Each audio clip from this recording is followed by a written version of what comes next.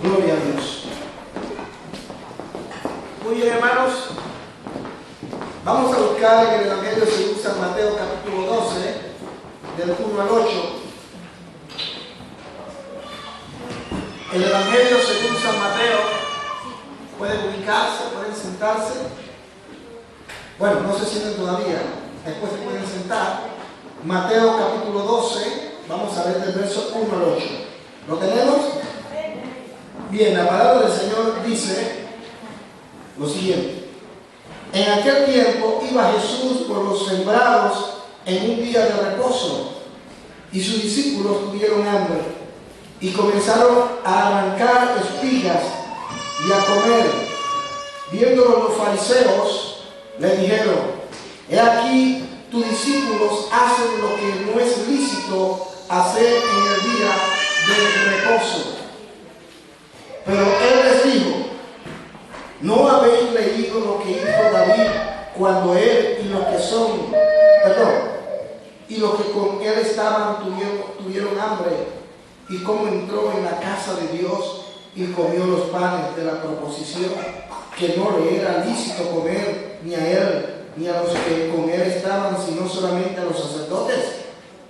¿O no habéis leído en la ley como en el día del reposo los sacerdotes en el templo profanan el día de reposo y son sin culpa? Pues os digo que uno mayor que el templo está aquí. Y si supieseis qué significa misericordia quiero y no sacrificio, no condenaríais a los inocentes, porque el Hijo del Hombre es Señor del día de reposo. Que el Señor añada bendición a su palabra. Bueno, tomar sus asientos. El tema que quisiera tocar en esta mañana lo he titulado El Evangelio de la Misericordia. El Evangelio de la Misericordia. El término Evangelio en el original significa buenas nuevas, buenas noticias. Son las buenas nuevas que el Señor tiene para todo hombre, para toda la humanidad. Eso es lo que en términos bíblicos, estrictamente bíblicos, así, tan sencillo, significa evangelio. De manera que si usted en un determinado momento alguien le pregunta: oye, ¿qué significa evangelio? Evangelio significa buenas noticias, buenas nuevas. Así que cuando le dicen evangélico, le están diciendo que usted es un portador de buenas noticias. Así que no se avergüence ni se enoje cuando le dicen evangélico.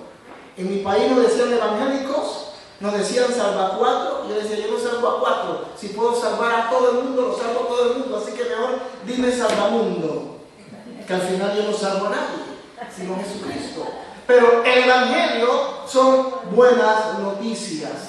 Buenas noticias de Dios. Y esa noticia consiste en que Jesucristo murió en una cruz por el pecado de los hombres, para que los hombres se arrepientan y vengan a Él. No había oportunidad para el ser humano, recuerden. No había ninguna oportunidad. Ya lo he predicado en ocasión anterior. El hombre no estaba, el hombre está condenado.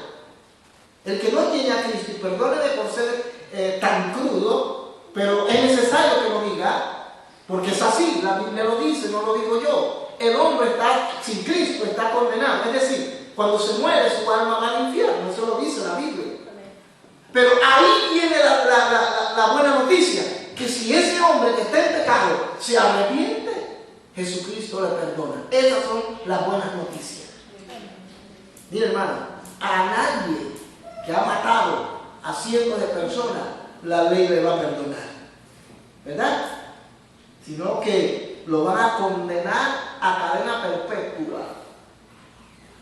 Y a menos que vea alguien demasiado misericordioso, que yo lo dudo, le puede decir: mira, yo te suelto, yo te dejo libre. Pero el hombre no es capaz de hacer eso. Y más si va para la silla eléctrica, le quedan unos minutos, una hora. Usted sabe lo que es eso, es terrible. Saber que te van a ejecutar. Solamente que el gobernador del estado, en este caso Estados Unidos, el gobernador de California, diga: yo firmo un decreto donde absuelvo a este hombre o a esta mujer, y se salva. Pero es difícil.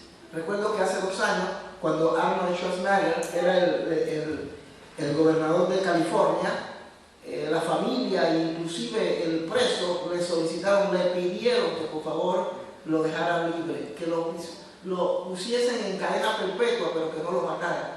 Pero nadie detuvo al extermination. No pudo firmar y lo mataron. Pero la buena noticia es que también nosotros estamos condenados. Pero la buena noticia es que si tú te arrepientes, aleluya, Jesucristo te perdona. El hombre, y así lo he manifestado en ocasiones anteriores, en innumerables ocasiones, el hombre no tiene la posibilidad. Cierra la puerta, por favor, y no estés jugando con la puerta. Porque tú estás saliendo en YouTube y esos sonidos y esos movimientos van a salir. Mire eso, salió ahí, todo el mundo va a escuchar eso.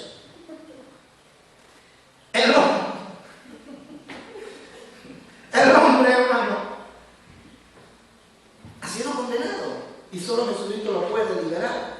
Y el hombre no tiene la posibilidad de redimirse a sí mismo.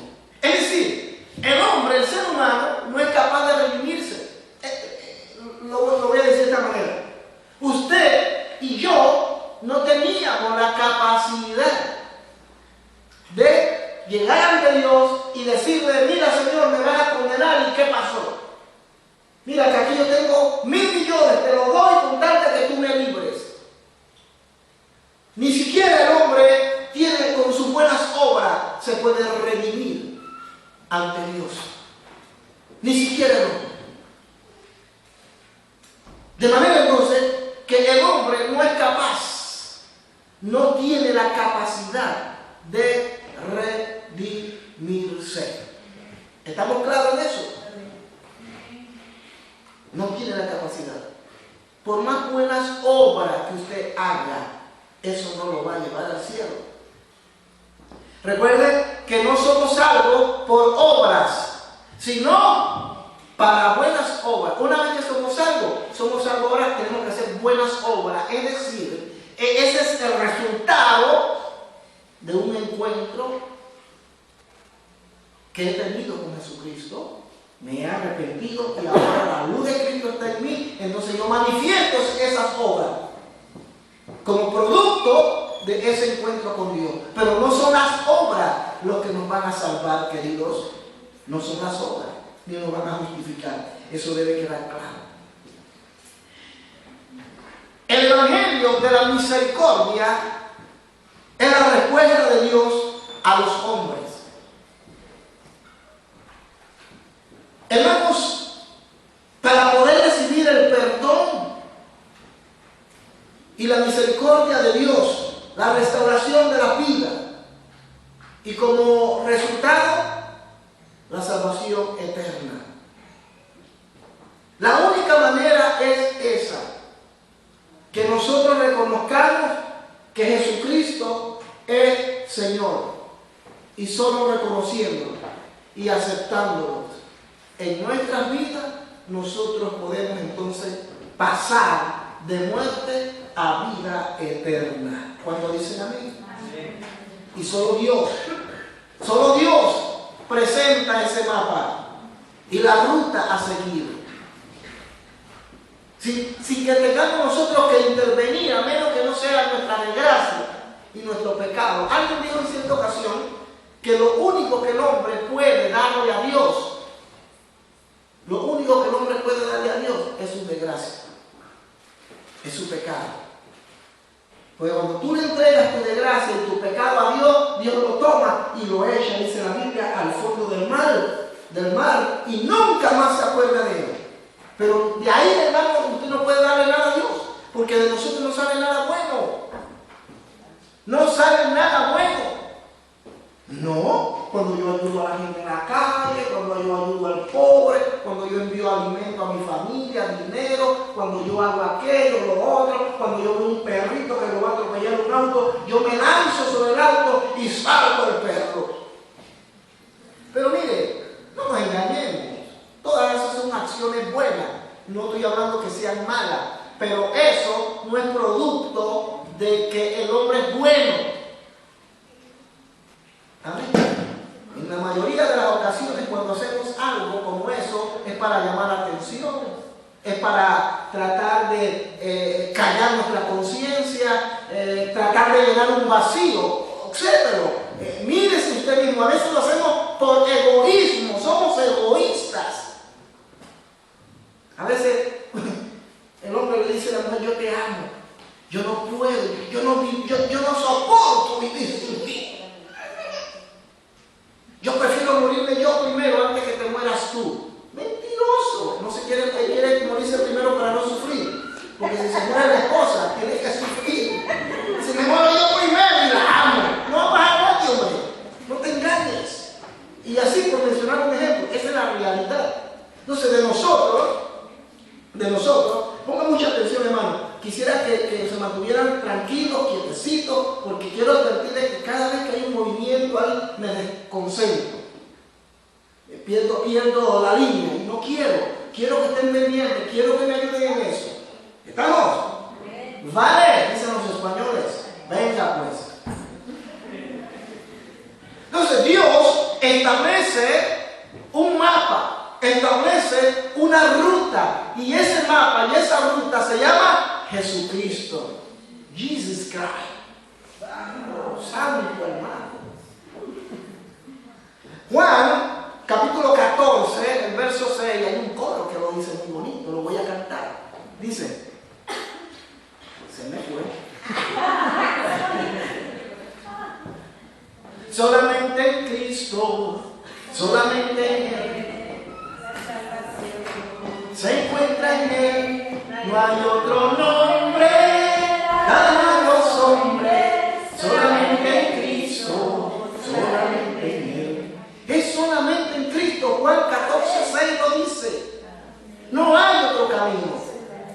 Y ese camino, hermano, se llama Jesucristo. De manera que el Evangelio de la misericordia está basado en que Cristo vino al mundo a dar su vida para que usted y yo, cuando escuchemos ese mensaje de salvación, lo aceptemos, Él sea parte de nuestra vida y seamos liberados de esa condenación eterna. En eso consiste la buena noticia. El Evangelio nos presenta a grosso modo 4 principios que me gustaría, si se les puede llamar principio o enseñanza respecto a las buenas nuevas que Jesucristo trajo a los hombres, que Jesucristo le entregó a los hombres. Hay 4 principios que me gustaría tocar en base al Evangelio de la misericordia. Primero, lo que tenemos que saber, primero, lo que les gusta apuntar, lo primero es que el hombre necesita de Dios. O mejor dicho, me equivoqué, hermano. Dios siempre anda buscando al hombre. Me adelanté. Dios siempre anda buscando al hombre. Eso que toqué al principio es el segundo punto. Dios, que cuando se mueve me desubica. Así que quédense quietos. Lo primero que vamos a tocar es que Dios siempre va al encuentro del hombre.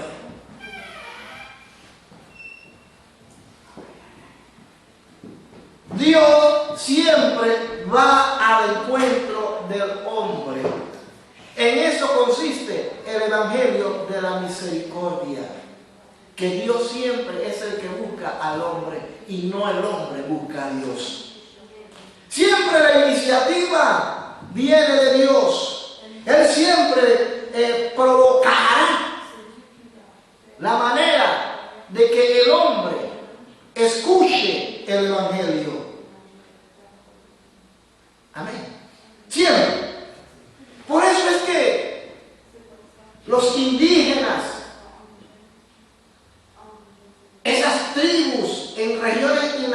accesible en el norte de África, en el Asia, en el Amazonas, en nuestros campos, en nuestros países, pero sobre todo en lugares como el Amazonas existen regiones, existen grupos indígenas que todavía no se conocen. No se conocen. Creo que el último grupo encontrado, descubierto, lo hicieron el año pasado, que no sabía que existía ese grupo, pero fue encontrado.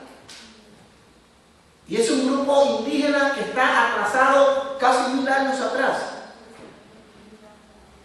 Es decir, ellos nunca evolucionaron. Siguen siendo igualitos que como cuando eran hace 1000 años atrás. ¿Usted se imagina eso? Esa gente, de alguna manera, según la palabra de Dios, les va a llegar el testimonio del Evangelio. Les va a llegar la buena noticia. Porque Dios va a provocar ese encuentro. Y va a dejar a los hombres sin excusa alguna, obrando milagrosamente en la vida de ellos cosas poderosas. Pero al final, escuche, pero al final la decisión de hacer que aquel encuentro se concretice no solamente en un encuentro, sino en arrepentimiento y luego en la salvación de la alma, de sus almas, la persona tiene que tomar una decisión. Tiene que tomar una decisión. Amén. Tiene que tomar una decisión. Por eso es que estos indígenas, los que están en el norte de África, los bereberes, los que están en el Asia Central, lugares donde quizás sí son regiones que ellos ya tienen información del mundo que les rodea actual, pero siguen viviendo todavía en un mundo primitivo, pero que han tenido información. También, hermano, el Evangelio les ha llegado. Mire que a veces hablamos y damos por sentado que el hecho de que una persona escuchó el Evangelio ya es salva. No, no es salva porque escuchó el Evangelio. No es suficiente escuchar el Evangelio. El escuchar el Evangelio es parte de un proceso que va a culminar con el arrepentimiento y la salvación de las almas. Así que cuando decimos el Evangelio llegó a tal lugar, ya damos por sentado que la gente es salva y que la gente se arrepintió. No. La Biblia no garantiza que por llegar el Evangelio a ciertas regiones la gente se va a arrepentir. Habrá lugares donde nadie se va a querer arrepentir. Pero el mensaje que llegó y nadie va a tener excusa.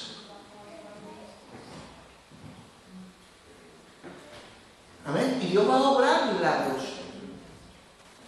Dios va a traer milagros. Porque Dios es Dios. Dios es soberano. Y Él hace como se le ve con gana. Y nadie puede cuestionarlo. Nadie puede cuestionar a Dios. Y quien lo haga, hermano, entonces está pecando contra Dios. Pero Dios no se le puede cuestionar. O crees o no crees. Por eso es que el camino de la fe, el camino del Evangelio de la misericordia, es un camino de fe. ¿Crees o no crees? Porque yo te puedo presentar todo tipo de argumentos. Pero mira, hermano, yo le puedo presentar todo tipo de argumentos. Inclusive se muere alguien aquí, ojalá nadie se muera. Pero se muere alguien aquí, hermano, y yo vengo y lloro por ese muerto, te levantas. Y el muerto se levanta. Gloria a Dios. Pero el que no cree dice, no se había muerto nada, no estaba muerto, estaba de parranda. Él no se murió. Él fue un paro cardíaco, ahí se quedó suspendido. Si incluso algunos dicen que eso es mentira, que Cristo resucitó. Que fue mentira, que él tuvo un desmayo, que los apóstoles luego lo bajaron de la cruz junto con los soldados romanos y que lo escondieron, pero que él no resucitó. Así que el que no cree, no va a creer, hermano. Eso solamente lo puede producir Dios. Es decir, el Evangelio va a llegar. Le va a llegar a la persona. Le está llegando a usted en este momento. Y usted usted nunca va a poder tener excusa delante de Dios. Yo no acostumbro a asustar a nadie. Antes sí nos asustaba. Cuando predicaba yo asustaba a la gente. Pero entendí que no estaba bien y me he arrepentido de eso. Pero yo no le quiero asustar. Pero nadie le garantiza a usted que al salir de aquí usted va a salir tranquilo y feliz. Y que va a tomar su tram, su metro, su auto y va a llegar a su casa, se quita sus sandalias, sus zapatos, se hace un buen café calientito, su sopita de pollo y se, gloria a Dios, y se pone en su mueble, pone el televisor y a ver los expertos de Miami. Nadie le garantiza eso, o sí, alguien le garantiza que va a ser así. Es posible que sí. Pero lamentablemente tengo que decirle que eso no se lo garantiza a nadie. Bajando la escalera, hermano, pisó algo y ¡plum! Se enojó y se murió. La pregunta es, ¿estabas tú preparado en ese momento cuando te moriste a irte con el Señor? Ahí está el problema. Ahí está el problema. Porque el Señor te va a decir ese día cuando lo tengas frente a frente, te va a decir, oye, te predicaron, te dijeron esto, te hablaron aquello. Yo me presenté de muchas maneras. Es más, hace un minuto escuchaste el mensaje y ahora estás muerto. ¿Qué quieres tú que yo haga contigo? Yo no acostumbro a decir esto, pero debo decirlo. Nadie garantiza nada. El único que garantiza vida y vida en abundancia se llama Dios.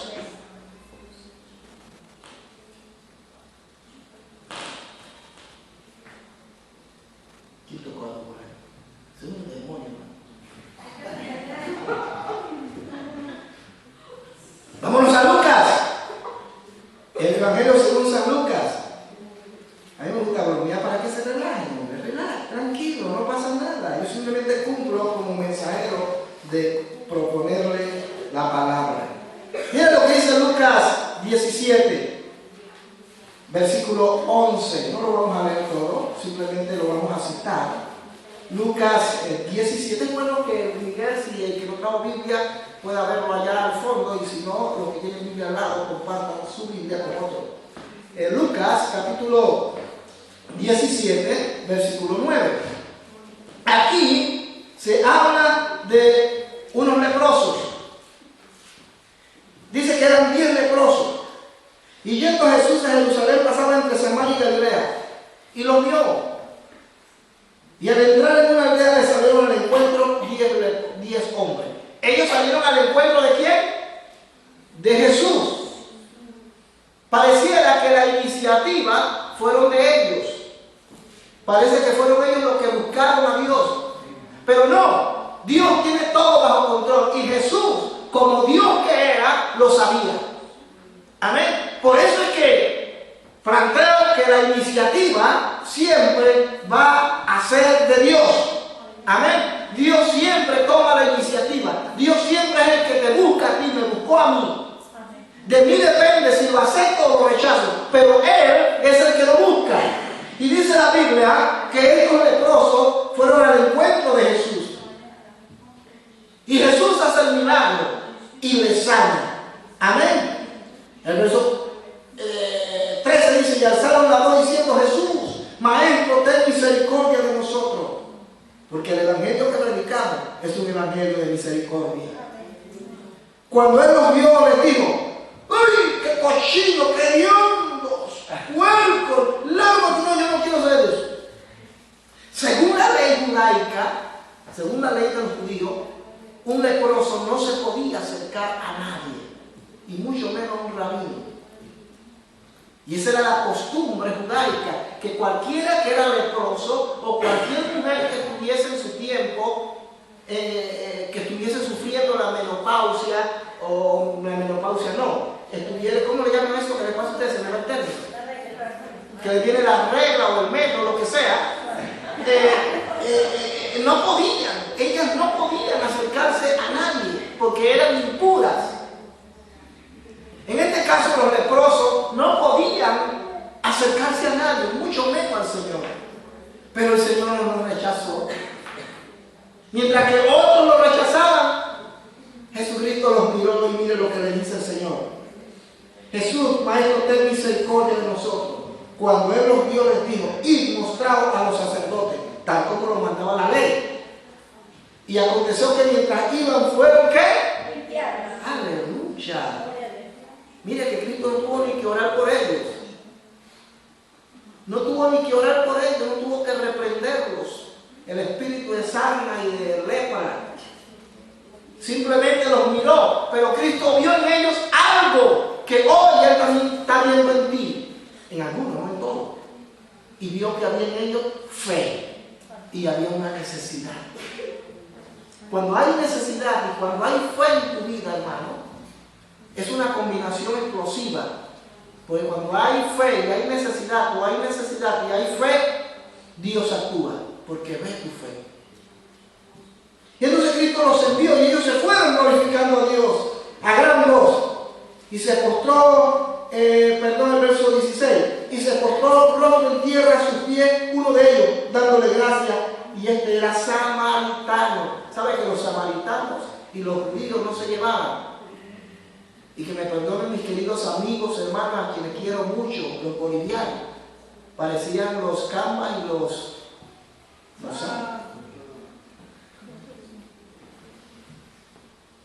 yo creo que en su país se maigueran entre ustedes, ¿verdad? Nadie se pelea, los del norte, los del sur, los de la sierra, los de la planicie.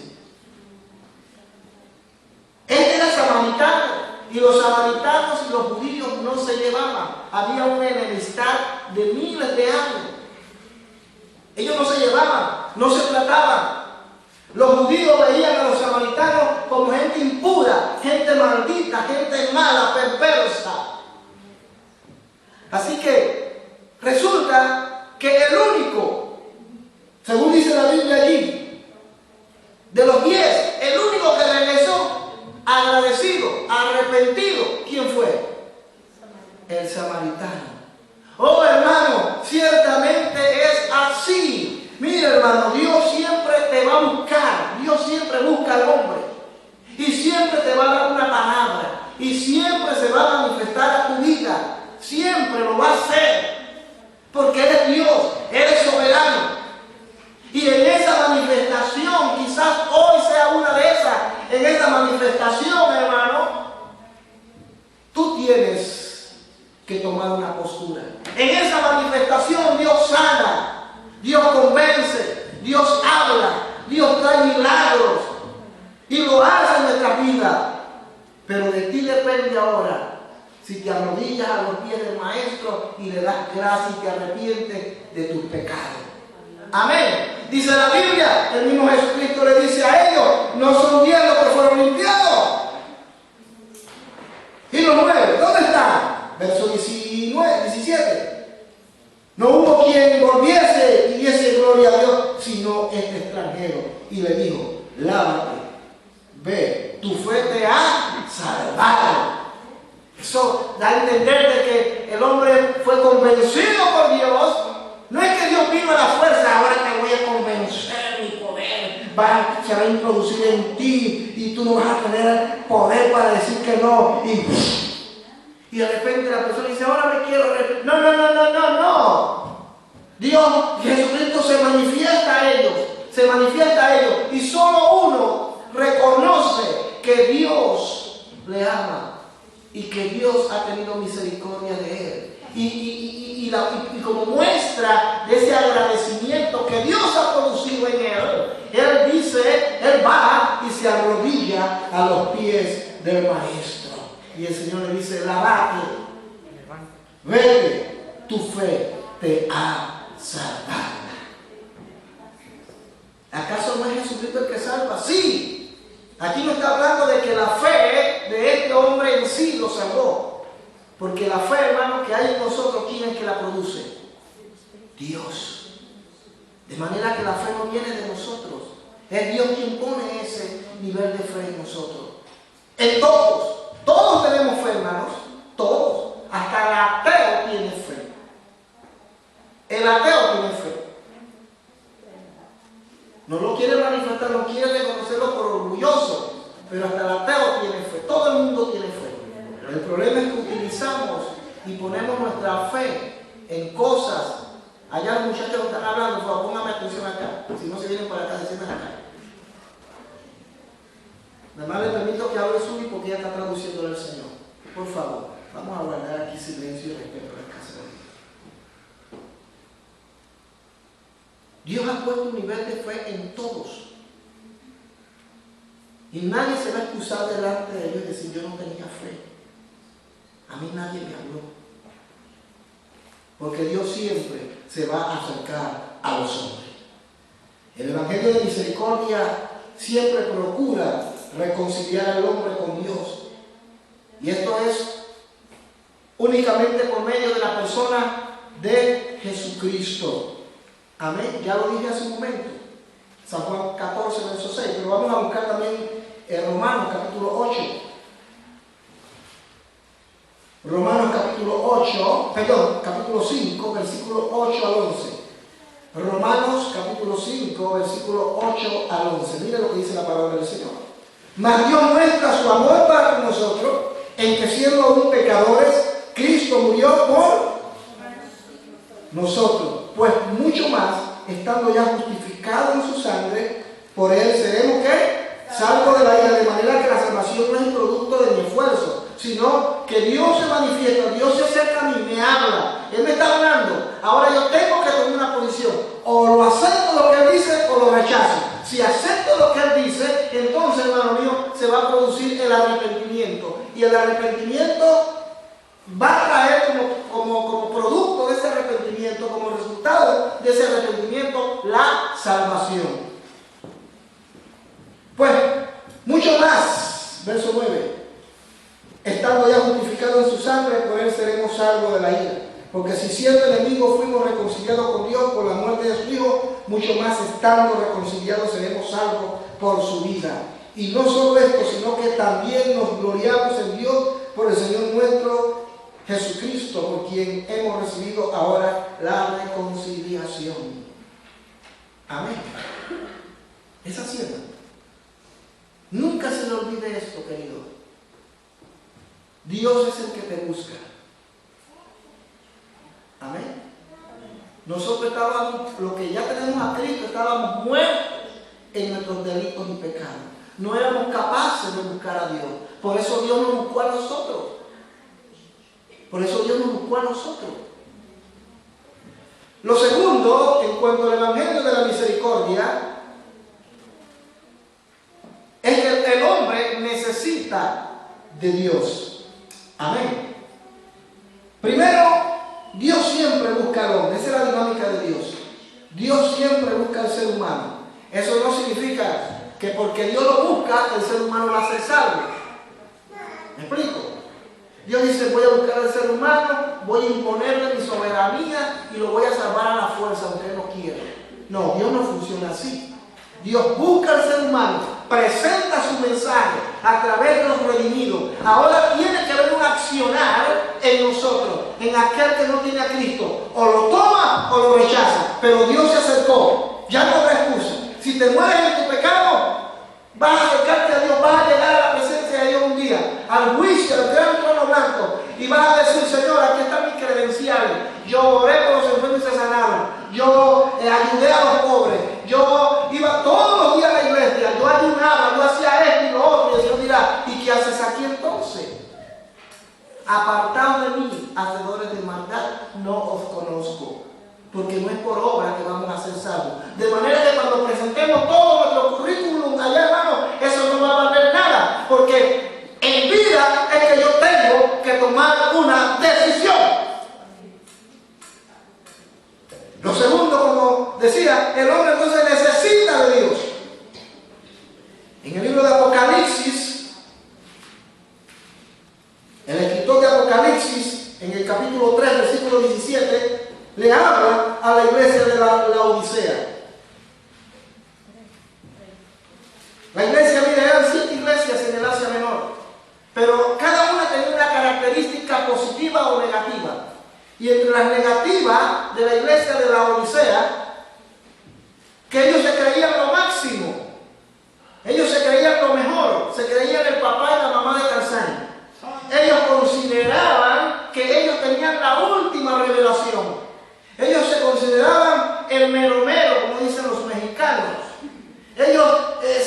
creían que eran ricos, que tenían riqueza, que de hecho la tenían.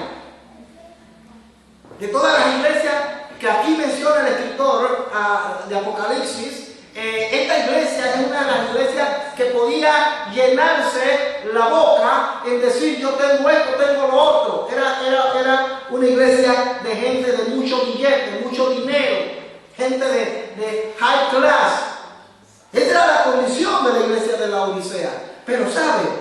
El Señor le dice, vamos a leerlo. Y escribe el ángel de la iglesia en la Odisea, he aquí el amén, el testigo fiel y verdadero, el principio de la creación. Dios dice esto: yo conozco tus obras, que ni eres ni frío ni caliente. Ojalá fuera frío, ojalá fuese frío o caliente, pero por cuanto eres tibio, estoy bien, ¿no?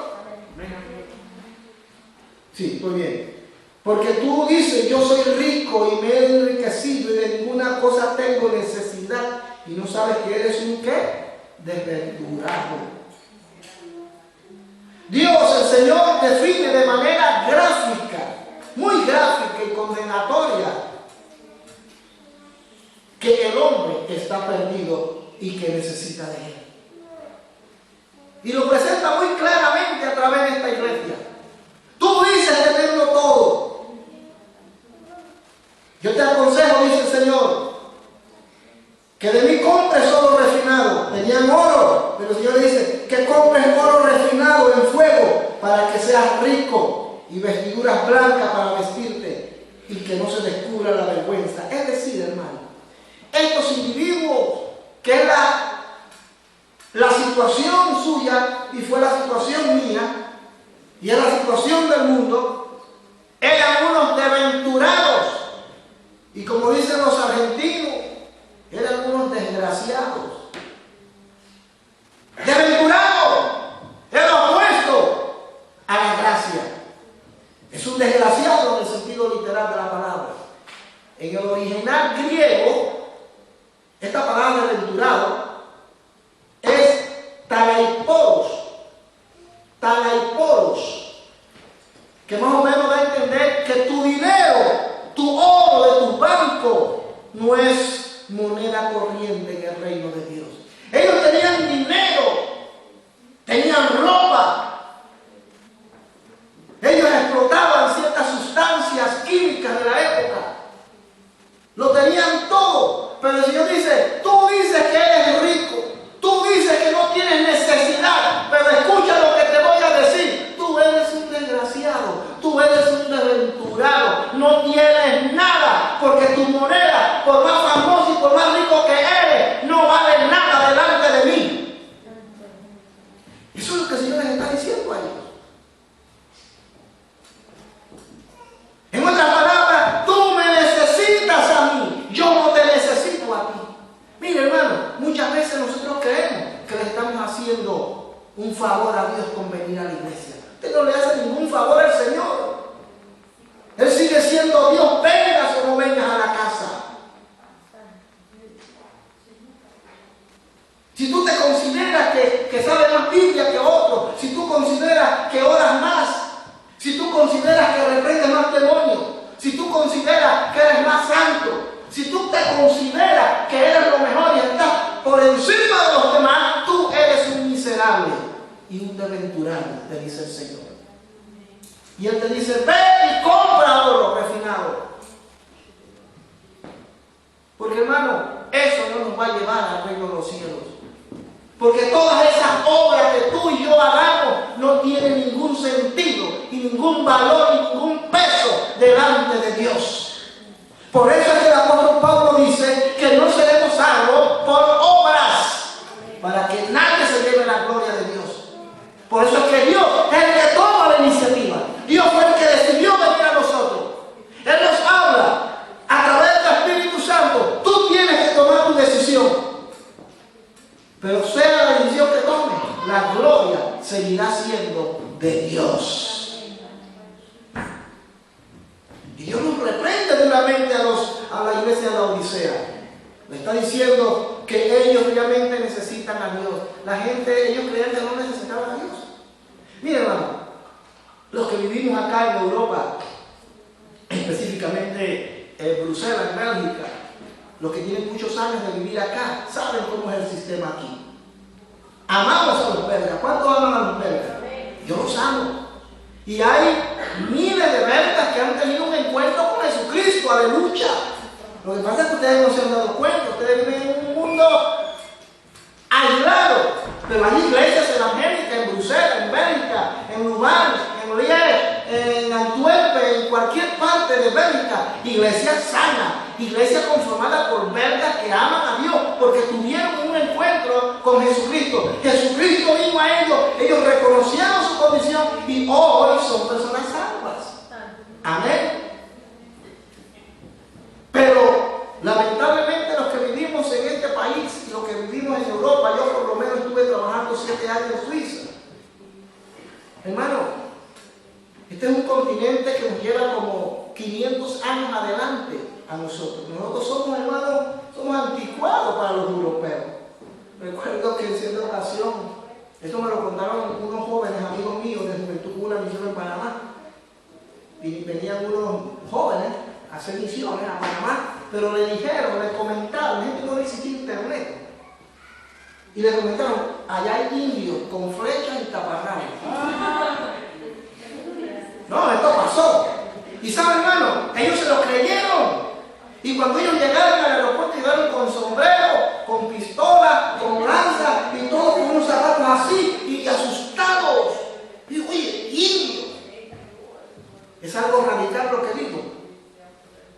Pero muchos piensan eso de Latinoamérica, que somos gente atrasada, gente anticuada. Esa es la realidad. Pero atención, que eso no significa, ese no es el pensamiento de todos, es el pensamiento de un grupo.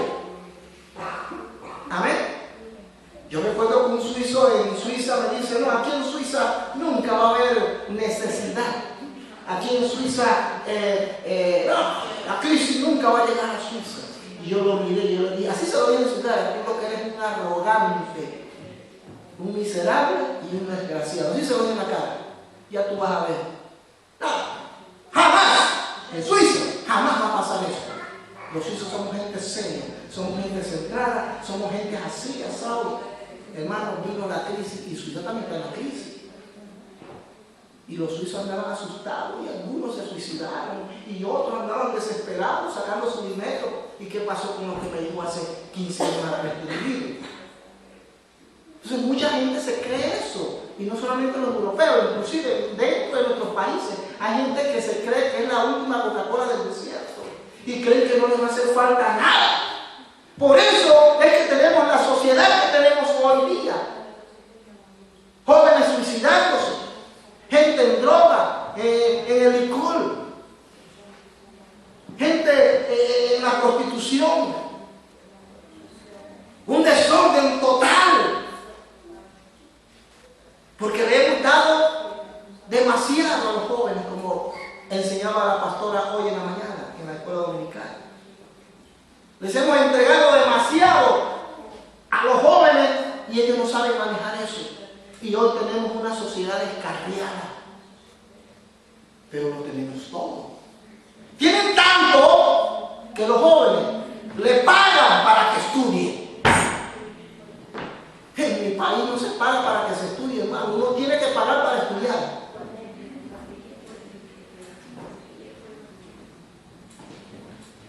Pero el Señor dice, todas esas actitudes yo las reprendo. Son reprochables porque no tienen nada. El hombre necesita a Dios. Aunque tenga tantos títulos, aunque tenga tanto dinero, casas, chalet, necesita a Dios. Porque es un desventurado. Estos hombres de la Odisea y mujeres se creían autosuficientes, pero eran miserables en el término griego, significa eleinos. Y este vocablo también lo veremos en 1 Corintios 15, 19, donde en una ocasión el apóstol Pablo le dice a la iglesia, oye, nosotros estamos predicando que Cristo es Señor y que Él resucitó y que Dios lo levantó de los muertos. Si eso no fuera cierto, seríamos dignos de conmiseración. Pues ese término está utilizado también ahí mismo en 1 Corintios 15 y 19. Ese mismo término que Pablo utiliza allí es el mismo que el Señor luego les hace ver a ellos en este pasaje bíblico de Apocalipsis. Amén. Le está haciendo ver a ellos que no son lo suficiente como ellos se creen, que son miserables. ¿Cuántos de los que están aquí son miserables? Nadie. Yo no lo voy a decir por usted. Usted ubíquese y pregúntese, Señor, ¿seré digno de ti? El Evangelio de la Misericordia nos dice que el hombre necesita a Dios porque es un desventurado, porque es un miserable. Dios dice, eres desventurado, miserable, eres ciego, estás muerto en tus delitos y pecados y necesitas que Dios, que se ha acercado a ti, necesita que tú reconozcas que solo Él te puede sacar de esa situación.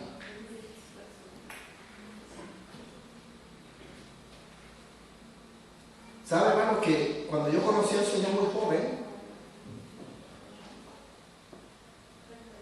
lo primero que yo le pedí al Señor era que me lavara de toda la malicia que había en mi mente?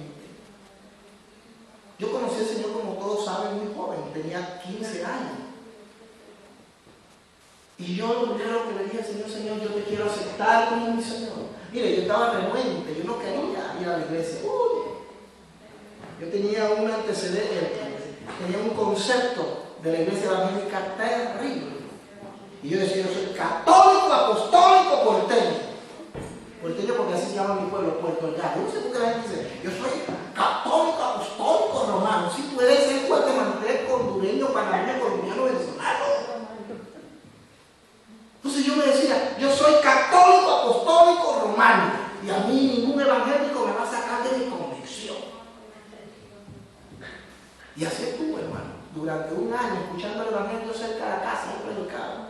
Y yo decía, ese es loco. Y yo me reí, me burlaba. Pero un día, hermano, porque así es, el Señor siempre se acerca a ti. Amén. Él siempre viene a ti. Eso yo quiero matizar, quiero dejar bien claro eso. Quiero repetir, hermano, que usted no está aquí porque usted lo merece. Usted no está aquí porque usted, por su lindita cara y porque sus papás eran evangélicos, usted está aquí. Que ahora yo soy evangélico porque mi papá era evangélico también y ahora yo también estoy aquí. No. Cada uno tendrá que tomar su propia decisión. Aquí no hay empujones espirituales. Oye, tu papá es pastor, que ore a Dios para ver si yo me convierto. ¿Usted no ha escuchado eso? No, eso no funciona así. Tú tendrás que tomar tu decisión y de repente puedes decir, yo no me convertí porque mi suegro, que era evangélico, nunca oró por mí. Tú tienes que tomar tu decisión. Y sabe, hermano, Dios vino a mí y me hablaba, y me hablaba, y me hablaba, hasta que una noche, nunca se me olvida, nunca, 21 de septiembre, y no les digo el año para que no saquen cuenta. Y yo decidí aceptar a Jesucristo como mi Señor y Salvador. No, Él no me obligó, nadie me obligó, atención. Porque Dios me confrontó, el Señor me presentó la verdad así, escuetamente ahí, al descubierto, al desnudo. Lo terrible de todo es que el Espíritu Santo te presenta la verdad, te abre los ojos para que veas lo que eres y lo que te rodea. Pero aún así, hermano, hay gente que no se quiere arrepentir. Eso es peor.